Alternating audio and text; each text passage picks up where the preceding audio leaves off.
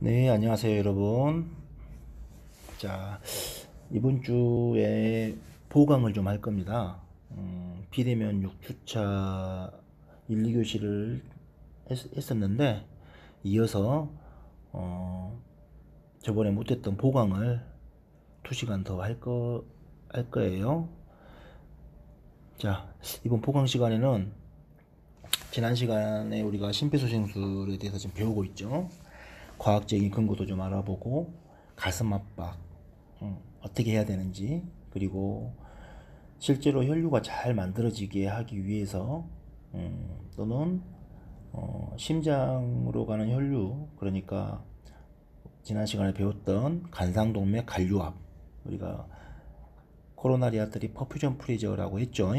그 부분에 대해서도 좀 살펴봤고, 또 인공호흡을 또 너무 무리하게 하면 안 된다라는 얘기도 했어요. 과항기를 하면 좋지 않다. 자, 이번 시간에는 실제로 이제 심폐소생술을 어떻게 하는지 한번 배워보는 시간입니다. 심폐소생술과 자동 심장 충격기, 자동 제소동기 사용법에 대해서 살펴보도록 하겠습니다. 자, 먼저 2015년도에 최신 가이드라인으로 변경된 부분입니다. 성인 심폐소생술의 순서를 좀 여러분들이 알고 계셔야 되겠죠. 아마 여러분들 사전에 뭐 여러 교육을 통해서 기본적으로 좀 알고 있을 거라고 생각을 합니다만은 다시 한번 살펴보도록 할게요. 예전에 이제 우리가 심폐소생술이 5년마다 계속 업데이트 되면서 변한다고 그랬잖아요. 그래서 기존에 이제 바뀌었던 부분들이 좀 있는데 뭐 그 전 것까지 확인을 하면 좀 혼선이 있을 수 있으니까요. 그냥 이번에 최신 가이드라인 2015년 가이드라인에 대해서 한번 살펴보도록 하겠습니다. 먼저 이 반응이 없는 환자를 발견을 했어요. 그러니까 이제 우리가 흔히 심폐소생술 할 때 의식이 없는 환자를 발견한다라고 표현하는데요. 사실은 정확한 표현은 의식과 반응이 없어야 됩니다. 의식과 반응이. 그래서 의식이 없는 것과 반응이 없는 것은 어떤 차이일까요? 의식이라는 것은 어때요? 굳이 심정지 상황이 아니어도 환자가 어떤 다른 병변 때문에 의식이 없어질 수 있어요. 예를 들어서 갑자기 뭐 우리가 흔히 기절한다고 하죠. 신코업이라고 해서 일시적으로 기절을 한다거나 아니면 머리를 좀 심하게 다쳤는데 뇌손상이 좀 있어가지고 의식이 없다거나 또는 내과적인 질환 중에 당뇨병, 저혈당 같은 것이 와가지고 의식이 소실될 수가 있습니다. 이렇게 이제 의식이 없는 것과 그러면 이런 사람들은 사실은 의식이 없는 거지 심장이 뛰고 있지 않는 그런 심정지 상황은 아니잖아요. 그래서 무턱대고 무조건 다 가슴 압박을 막 하고 한다고 해서 되는 게 아니에요. 그래서 우리가 정확하게 알려면 반응이 없어야 돼요. 반응이라는 것은 뭐예요? 우리가 지난 시간에 우리가 환자 평가 때도 배웠지만 어떤 자극에 대해서 리액션을 보이는 걸 우리가 반응이라고 하죠. 그래서 뭐 흔들어서 깨워본다거나 아니면 어때요? 우리가 AVPU라고 배웠잖아요. 페인을 가한다거나 통증을 가한다거나 꼬집어 본다거나 환자를 흔들어서 깨워본다거나 이럴 때 전혀 인기척이 없어야 된다. 그리고 또 한 가지는 환자가 어때요? 숨을 안 쉬거나 아니면 이상한 호흡을 할 수 있다고 그랬죠. 비정상적인 심정지 호흡 등을 할 수 있다고 그랬잖아요. 그래서 이런 것들을 종합해서 우리가 살펴봐야 되고 여기에서 이제 여러분들은 아직 일반인 수준이죠. 거의 일반인 수준. 하지만 우리가 의료인 수준이 되면 여러분들이 이제 응급구조학과에 들어왔으니까 여러분들은 일반인보다 훨씬 더 전문적으로 배워야 되죠. 그래서 우리가 헬스케어 프로바이더, 그러니까 응급의료에 종사하는 사람들이라고 표현합니다. 응급의료 종사자들. 이런 사람들은 이제 앞으로 맥박 확인이라는 과정을 할 거예요. 맥박. 우리가 지난 시간에 환자 평가 때 배웠던 목동맥, 목에서 맥박을 확인하면서 호흡을 같이 확인하는 과정까지 쭉 배울 거예요. 그래서 이런 것들을 다시 한번 살펴보도록 하겠습니다. 먼저 반응이 없는 환자를 발견을 했어요. 그러면 일단 반응이 없다는 것은 여러분들이 흔들어서 꿰어봤는데 전혀 인기척이 없고 거기에 대한 리액션이 없다는 거라고 그랬죠. 그래서 그런 상태다 그러면 즉시 해야 될 건 바로 119에 신고하는 겁니다. 119에 신고를 하셔야 되고, 즉시 주위에 사람이 있다고 하면 한 사람을 지목을 해서 거기 모자 쓰신 분, 거기 양복 입으신 분, 저 좀 도와주세요. 근처에 있는 자동 심장 충격기 좀 빨리 가져다 주세요. 그리고 옆에 모자 쓰신 분은 119에 빨리 전화 좀 해주세요. 이런 식으로 119에 전화를 하게 만들고 자동 심장 충격기를 근처에 있는 걸 좀 찾아서 가져오라고 요청을 하셔야 됩니다. 우리 환자를 목격한 당사자가 가는 것보다는 훨씬 더 유리하겠죠. 시간도 절약할 수 있고 또 환자한테 즉시 우리 심폐소생술을 제공해야 되기 때문에 신고와 자동 심장 충격기 요청은 되도록이면 다른 분에게 시키는 게 좋겠다. 혹시라도 이제 여러분들이 주위에 아무도 없는 상황이다. 그러면 어쩔 수 없이 여러분들이 또 핸드폰, 우리 스마트폰 다 가지고 다니잖아요.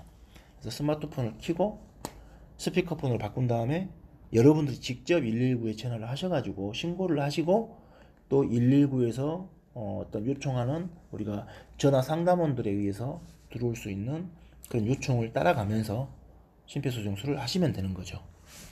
자, 그리고 나서 여러분들이 이제 신고도 했고 자동 심장 충격기도 요청을 했어요. 그러면 일단 여러분들이 이제 일상적으로 길을 가다가 환자가 쓰러진 걸 발견했다거나 어떤 호흡에 필요한 장비들, 그러니까 포켓 마스크라든가 우리가 페이스 실드라고 하는 그런 여러분들을 보호할 수 있는 어떤 장비들이라든가 환자에게 전문적으로 환기를 시켜줄 수 있는 장비가 없는 상황에서 환자를 발견했다 그러면 굳이 인공호흡을 해야 되는지 아니죠. 그럴 때는 가슴 압박만 하시면 돼요. 가슴 압박. 이걸 우리가 이 가슴 압박 소생술이라고 합니다. 가슴 압박 소생술. 자, 이 가슴 압박 소생술에 대해서 오늘 여러분들이 좀 배우셔야 돼요. 왜 우리가 환자가 심정지가 오면 숨도 안 쉬는데 호흡을 무조건 줘야 되지 않느냐라고 생각할 수 있는데요. 그렇지가 않아요. 가슴 압박 소생술에 대해서 한번 좀 더 배워보시고, 그리고 나서 이제 열심히 가슴 압박을 하고 있는 와중에 자동 심장 충격기가 오게 되면 이 자동 심장 충격기를 잘 사용할 수 있는 사람이 자동 심장 충격기를 사용을 하셔야 됩니다. 만약에 가져온 사람이 사용할 수 있다면 바로 하셔도 되지만 아주 좋은 전략적인 방법은 뭐예요? 여러분들이 자동 제소동기를 사용하고 가지고 온 사람에게 가슴 압박을 해주라고 요청하는 방법이죠. 또 가지고 올 동안 여러분이 가슴 압박을 계속 하고 있었기 때문에 힘들어요. 이 가슴 압박이라는 것은 정상적인 성인이 2분 정도를 연속으로 하게 되면 힘이 많이 듭니다. 힘이 들어도 하셔야겠죠. 하지만 도와줄 사람이 있다고 하면 바꾸는 게 좋아요. 그리고 2분이 지나면 힘만 드는 게 아니라 가슴 압박의 퀄리티가 점점 떨어져요. 아무리 열심히 한다고 하지만 떨어지게 되어 있습니다. 그래서 환자를 위해서도 2분마다 되도록이면 가슴 압박은 바꿔주는 게 좋아요. 어쩔 수 없이 나 혼자 있을 때는 힘들더라도 해야겠지만 주위에 도와줄 사람이 있다고 그러면 2분마다 바꿔주는 게 좋다. 그래서 자동 심장 충격기가 오면 가지고 온 사람에게 가슴 압박을 좀 도와주라고 하고 여러분이 이제 자동 심장 충격기를 사용을 해야겠죠. 그러니까 여러분들이 팀의 리더가 되는 겁니다. 자, 그리고 나서 자동 심장 충격기 사용하려면 이제 이 부분도 좀 이따가 배울 겁니다. 배울 거고요. 자, 그리고 나서 자동 심장 충격기를 사용하면서 리듬을 보고 또 거기에 맞춰서 이제 2분마다 계속 교대하면서 하는 거예요. 이게 이제 성인 심폐소생술의 기본적인 순서인 거죠. 자, 그러면 선생님이 아까 가슴 압박 소생술을 강조했어요. 이건 뭐냐? 인공호흡을 하지 않고 가슴만 누르는 방법인데 과연 이 방법이 예전에는 루틴이 아니었어요. 사실 예전에는 무조건 가슴 압박을 하고 인공호흡을 하고 가슴 압박을 30번 하고 인공호흡을 2번 하는 방법이 스탠다드, 글로벌 스탠다드였습니다. 하지만 지금은 어때요? 그렇지 않다는 거예요. 자, 다음 슬라이드 볼까요? 왜냐, 이게 이제 지침이 좀 바뀐 게 있는데, 우리가 환자를 만났을 때 환자가 숨을 잘 쉬고 정상적인 호흡이다 그러면 굳이 다른 거 하지 마시고 119에 신고만 하시고 회복 자세라는 걸 좀 시행해 주시는 게 좋아요. 이 부분 좀 이따 다시 살펴볼 거고요. 자, 우리가 가슴 압박을 할 것 같으면 어떻게 해야 되느냐? 가슴 압박의 위치는 지난 시간에 알려드렸죠. 가슴뼈의 아래쪽 2분의 1이다 라고 표현했어요. 그래서 가슴뼈를 2분의 1로 절반을 딱 나눠서 아래쪽 절반을 누르시면 돼요. 그런데 최신 트렌드는 거기에서도 또 한 번 더 아래쪽으로 가는 연구가 진행되고 있다. 하지만 현재까지 지침은 가슴뼈를 위아래 절반 나눴을 때 아래쪽을 누르는 것이 현재 가이드라인입니다. 자, 그리고 압박의 깊이 굉장히 중요하죠. 압박의 깊이. 압박의 깊이는 연령대별로 좀 틀리죠. 우리 심정지 환자에게 어떤 구분을 지을 때는요, 딱 3가지로 구분을 짓습니다. 첫째는 성인. 성인은 우리 한국 기준으로는 8세 이상은 다 성인으로 봐요. 하지만 미국 심장협회의 기준은 약간 다르거든요. 그 부분은 나중에 설명하도록 하고, 소아는 그러면 성인은 몇 cm를 누르냐? 5cm 정도를 눌러주시면 돼요. 약 5cm 정도. 우리가 미국 심장협회 가이드라인에서는 성인은 5cm 이상 6cm까지 누르거든요. 5cm 이상 6cm까지. 그래서 대부분 다른 책들도 그렇게 번역이 되어 있는 책이 많아요. 하지만 대한심폐소생협회에서는 외국 사람에 비해서 한국 사람 체형이 좀 작죠. 그래서 많은 연구를 통해서 한국 사람의 가장 아이디얼한 어떤 가슴 압박의 뎁스, 깊이를 따지자고 하면 정확하게 한 4.6 cm, 4.6cm 정도가 나오거든요. 그래서 우리가 약 5cm로 하고 있다는 거, 이걸 꼭 알아주시고요. 만약에 여러분들이 어떤 교육과정이 미국 심장협회를 따르는 교육과정이다 그러면 그 지침에 따라서 하는 것도 알고 계셔야 됩니다. 한국형 가이드라인하고 미국형 가이드라인하고 좀 틀리다는 거 좀 알고 계시고, 지금은 한국형 가이드라인을 소개를 하고 있는 겁니다. 우리나라 거. 자, 그리고 8세 미만의 소아이면서 1세 미만의 영아는 이제 따로 구분이 되니까, 그러니까 13개월 이상부터, 그러니까 만으로 1살, 그리고 또 초등학교에 들어가기 전의 나이죠. 8살 정도까지 우리가 소아로 본다라고 생각하시면 돼요. 그래서 이 소아들은 4 내지 5cm, 4에서 5cm 정도를 압박하시고 하시면 되고, 우리가 이제 아주 작은 체형의 1세 미만의 영아, 체중이 한 10kg가 채 안 나가는 경우죠. 이런 경우에는 4cm를 압박을 하면 됩니다.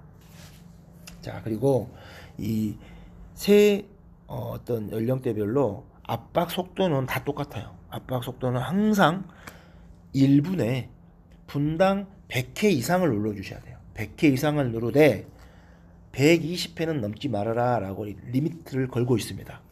미국 심장협회 가이드라인에서는 분당 100회 이상 눌러라 라고만 표현되고 있어요. 하지만 대한심폐소생협회 가이드라인은 100회 이상을 누르되 120회는 넘지 말아라 라고 표현을 하고 있다는 것도 참고로 알고 계시면 좋을 것 같습니다.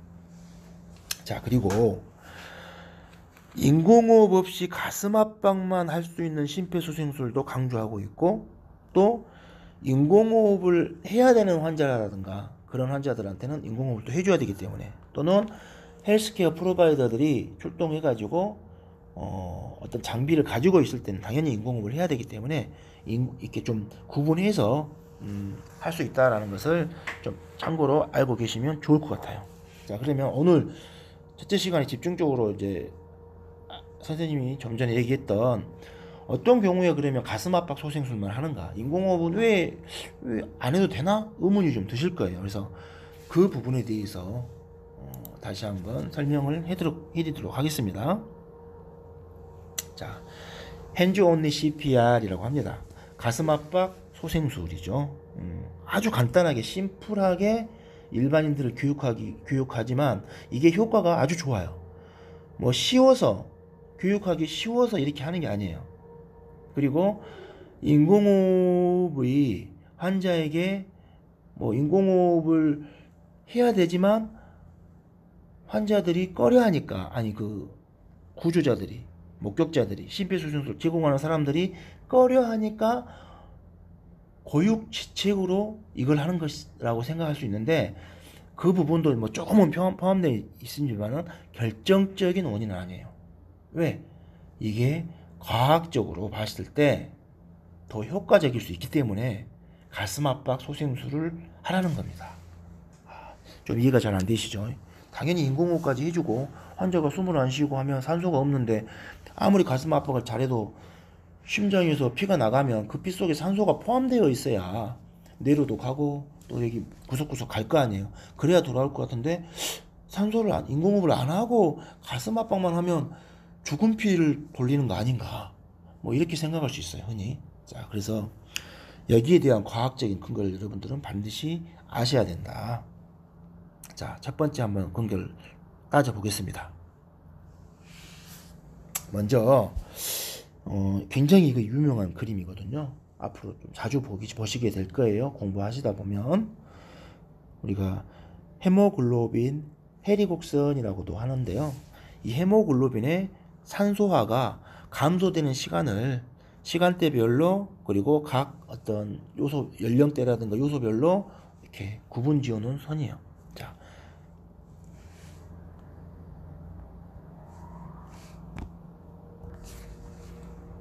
자, 표를 한번 살펴보겠습니다. 이게 이제 SaO2라고 하죠. SaO2는 뭐냐면,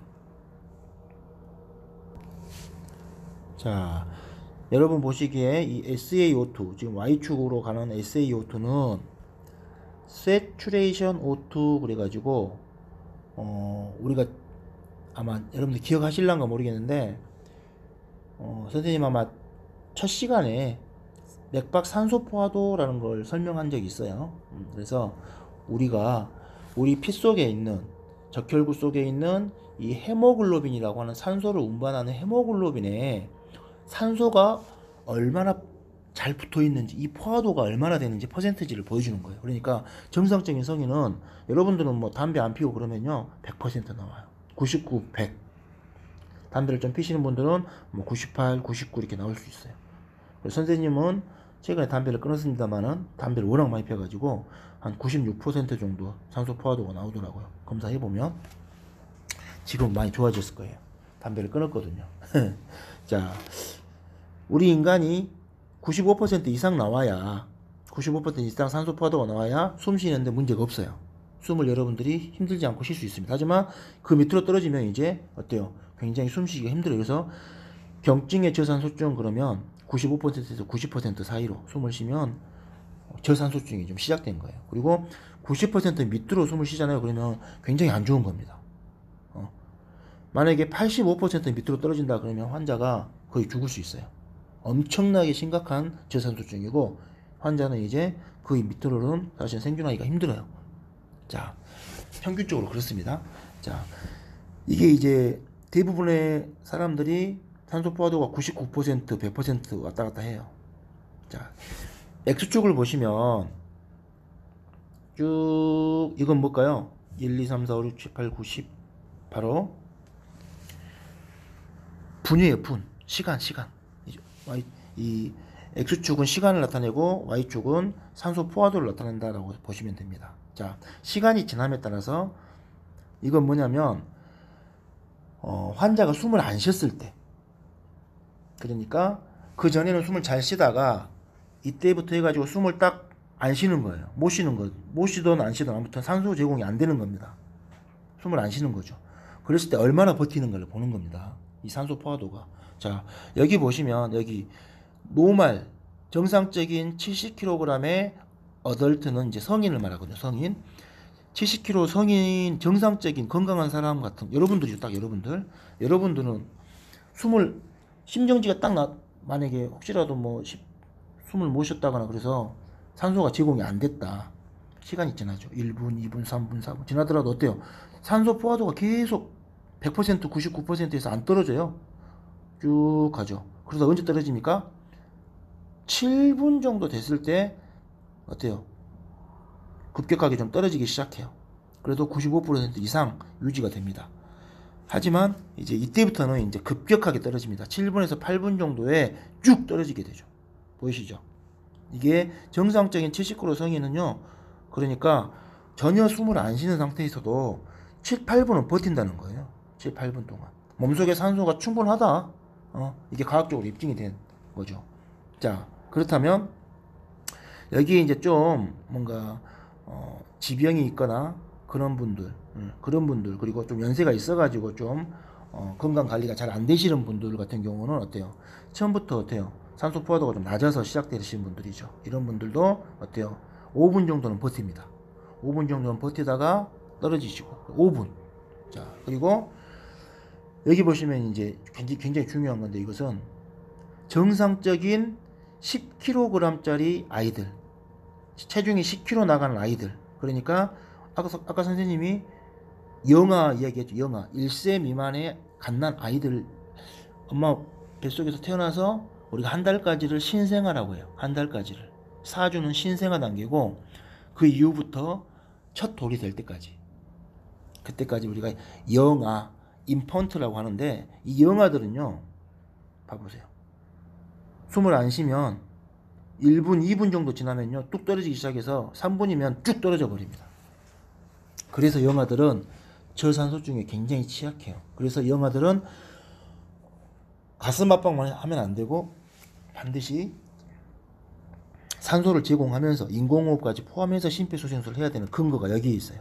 성인은 어때요?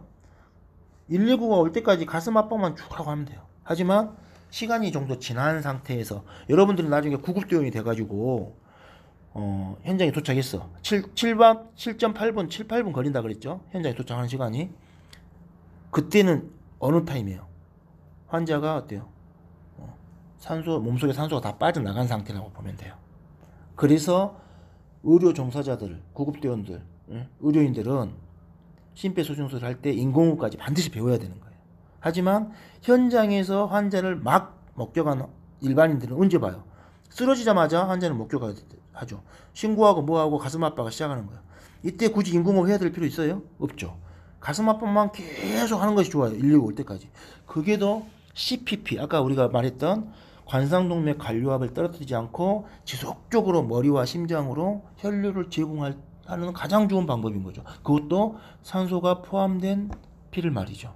자, 하지만 좀 증상이 어떤 몸 상태가 안 좋았다거나 그런 노인분들 같은 경우는 좀 더 빨리 떨어질 수 있기 때문에 어때요? 감안하셔야 되고 가장 안 좋은 사람들은 뭐예요? 여기 봐보세요. 오베스한 127kg 성인, 그러니까 비만인 사람들, 엄청 고도 비만인 사람들. 그래서 사람들이 살을 빼야 되는 겁니다. 이런 사람들은 워낙 몸집도 크고 하기 때문에 산소 소모량이 굉장히 높아요. 그래서 영아보다도 오히려 더 1분 정도만 산소가 제공이 되지 않으면 뚝 떨어지기 시작합니다. 그래서 오늘 이 사진은 여러분들이 항상 응급구조사로 활동하는 동안에는 머릿속에 딱 단단히 가지고 가셔야 됩니다. 이해되셨죠? 자, 그렇더라도 반드시 표준 소생술 뭐예요? 가슴 압박 30번, 인공호흡 2번 해주는 표준 소생술, 스탠다드 CPR을 해야 되는 경우가 있고, 가슴 압박 소생술을 해야 되는 경우를 좀 알고 계셔야 된다, 여러분들은. 이해되셨죠? 우리가 가슴 압박 소생술을 한다는 것은 말 그대로 현장에서 목격한 사람들이 주로 하는 거다. 그리고 갑자기 길을 가다가 하고 쓰러져 버렸다. 그러더니 좀 심정지 의심된다. 그러면 가슴 압박 소생술이 오히려 더 효과적일 수 있다. 하지만 여기 보시면 이제 질식된 환자들, 질식. 그러니까 물에 빠졌다거나 익수 환자들. 물에 빠진 사람을 가서 구조해냈어요. 시간이 좀 걸렸겠죠. 수영해서 가서 건져 와가지고 무트로 데리고 와서 심폐소생술 해야 되는 상황. 그러면 시간이 좀 흘러요. 그리고 이 사람은 질식하는 과정에서 이미 숨을 못 쉬었고 시간이 좀 오래된 거지. 이런 사람들은 반드시 여러분들이 심폐소생술 시작하자마자 인공호흡을 해주셔야 돼. 알겠죠? 그리고 아까 말했던 1세 미만의 영아들, 그리고 어린 소아들도 마찬가지예요. 뭐 유아들, 우리 흔히 말하는 유아들, 그 다음에 학교 들어가기 전에 어린이집 다니는 애들, 이런 애들도 마찬가지예요. 다 인공호흡이 필요합니다. 자, 그리고 참고로 또 알고 계실 게, 여기 보시면 이 약물 중독으로 인한 심정지 환자들, 이런 사람들도 인공호흡이 좀 필요해요. 그리고 뭔가 이렇게 사탕이라든가 이런 것들이 목에 걸려가지고 질식이 돼가지고 힘들어하다 심정지가 왔다. 이럴 때도 어때요? 표준 심폐소생술, 그러니까 가슴 압박하고 인공호흡하고 같이 해줘야 된다. 하지만 그 외에 멀쩡한 사람이 갑자기 가슴을 움켜쥐고 윽 하고 쓰러졌다. 이런 경우, 길 가다 보니까 길에 갑자기 누군가 쓰러져 있는데 막 부들부들 떨고 있으면 이상하게 심정지가 방금 일어나는 것 같은데, 이런 경우, 그럴 때는 가슴 압박만 해도 무관하다. 그리고 여러분들이 인공호흡에 자신이 없다. 인공호흡을 하게 되면 내가 왠지 요즘에 불안하다, 내 입을 맞추기 싫다. 그럴 때도 여러분들은 굳이 인공호흡을 안 하셔도 된다는 거죠. 자, 이해되셨죠? 그렇다면 우리가 만약에 인공호흡을 하게 된다고 하면 어떻게 하는 게 좋을까? 30대 2 비율로 스탠다드 CPR을 한다 그러면 30번 가슴 압박 2번의 인공호흡을 해야 되는데, 이런 경우에는 너무 많이 하면 안 된다고 그랬죠. 그래서 기도 열기를 유지한 채 가슴이 살짝 올라올 정도로, 바람을 불어넣으면 가슴이 올라야 돼요. 가슴이 안 올라오면 하나 많아요. 그리고 2번 정도를 여러분들이 불어주셔야 되는데, 이게 뭐냐면 10초 이내란 말이 뭔 말이에요? 가슴 압박을 멈추는 시간을 말해요. 가슴 압박 멈추는 시간. 이게 이해를 하는데 10초를 소모하는 말이 절대 아니고, 가슴 압박을 하나, 둘 하고 27, 28, 29, 30 하고 인공호흡을 하려고 손을 뗐죠. 가슴 압박을 멈췄죠. 이때부터 시간이 째깍 가는 거예요. 이걸 핸즈 오브 타임이라고 했죠. 가슴 압박을 멈추는 시간이 10초를 넘어가면 어떻게 된다 해서 환자 생존율이 떨어진다겠죠. 그러니까 27, 28, 29, 30 바로 기도 열고 코 막고 돌아와서 바로 시작할 때까지 10초가 걸리면 안 된단 말이에요. 이해되셨죠? 자, 그리고 절대로 너무 많은 양의 호흡, 너무 많은 압력으로 또 너무 자주 불어넣지 말아라. 그래서 그렇게 하게 되면 대부분 기도로 가는 게 아니라 식도로 가서 의미가 없다는 거예요. 이 부분까지도 한번 여러분들이 생각을 해보시면 좋을 것 같아요. 자, 그러면 우리 동영상을 하나 볼까요? 동영상. 아마 여러분들도 뭐 시중에서 한번 보셨을 수는 있는데, 우리가 선생님이 보통 아직 전문가가 좀 아닌 상태에서 일반인들이라든가 아니면 어떤 종사자들, 하지만 심폐소생술에 아직 능숙하지 않은 사람들 교육할 때 흔히 보여주는 동영상이 있어요. 자, 그거 한번 보도록 하겠습니다.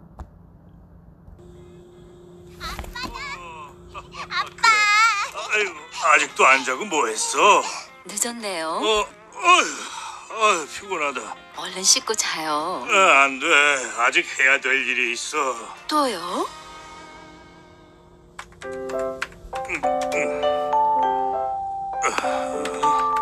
심정지가 가장 많이 발생한다는 고마워요, 여보. 중반에서 쉬엄쉬엄 50대 해요. 사이의 그러다 중년 쓰러지겠어요. 남성들, 그럴까? 심근경색증이라고 하는 무서운 병이 가장 잘 발생하죠. 심장병이.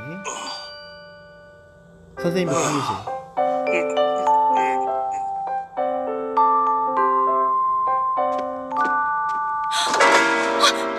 갑자기 쓰러졌어요. 갑자기. 여보, 정신 차려요. 어떡하지? 숨을 안 쉬네. 전화기. 119에 신고해야 해. 119죠? 여기 푸른 아파트 7동 707호인데요. 남편이 쓰러져서 숨을 쉬질 않아요. 빨리 좀 와주세요. 엄마, 아빠 왜 이래? 아빤 괜찮을 거야. 1층 로비에 가면 심장 충격기가 있거든. 그거 좀 가져올래? 할 수 있지? 알았어, 엄마.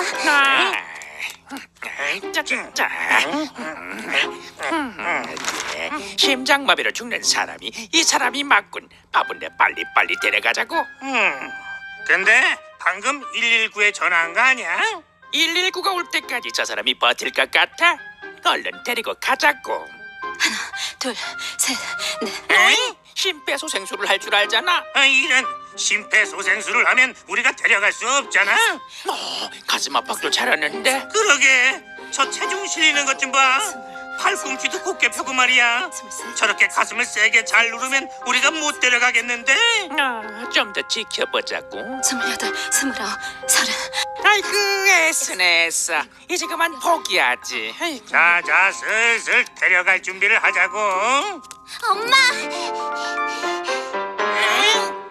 잘했어. 엄마, 이거 어떻게 하는지 알아? 여기서 나오는 안내만 따라하면 돼. 저건 또 뭐야? 시간 엄청 끄네. 오늘 바쁜데. 빨리 하려고 뭐 하는 거야? 분석 진행 중입니다. 환자에게서 떨어지세요. 제세동이 필요합니다. 접촉하지 마십시오. 아빠에게서 떨어져. 이틀은 못 기다리겠네. 그냥 데리고 가자고.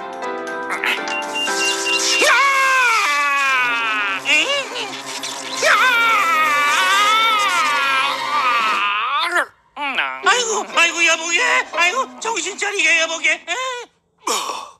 여보, 여보.